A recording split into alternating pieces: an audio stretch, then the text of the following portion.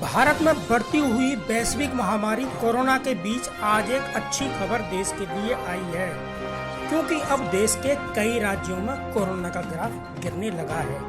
यूं तो देश में वैश्विक महामारी कोरोना के चलते आज 4 जुलाई को सुबह 8 बजे तक डाटा बताता है कि 6,48,315 मामले रिपोर्ट हुए थे, जिसमें 22,771 मामलों की वृद्धि देखी गई, जबकि इसमें 3,94,227 केस रिकवर्ड करे गए, यानी 22,771 नए केस में से 14,335 केस ठीक हो गए, जबकि 18,665 लोगों को अब तक इसके कारण जान गंवानी पड़ी है।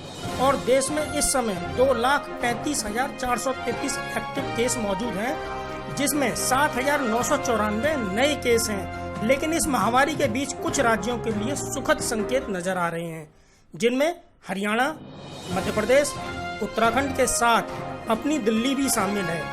दिल्ली में अब तक 94,695 केस थे, जिसमें 2,520 की वृद्धि हुई, जबकि 66,624 केस ठीक हुए और 2,923 लोगों की मृत्यु हुई।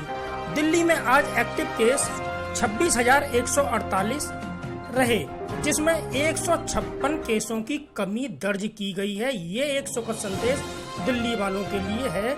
इस संकेत को अगर माने तो दिल्ली में अब कोरोना का ग्राफ गिरने लगा है, यानी दिल्ली में अब कोविड के केसों में गिरावट शुरू हो गई है, जो कि दिल्ली वालों के लिए एक शुभ संकेत है। हालांकि में दिल्ली में कंटेनमेंट जोनों की संख्या तो बढ़ रही है, लेकिन आज जो एक ग्राफ सामने आया है, उससे तो अब लगता है कि कोरोना जैसी महामारी से लड़ने का प्रण पूरा देश कर चुका है और इसका नतीजा अब लोगों के सामने आना शुरू हो गया है।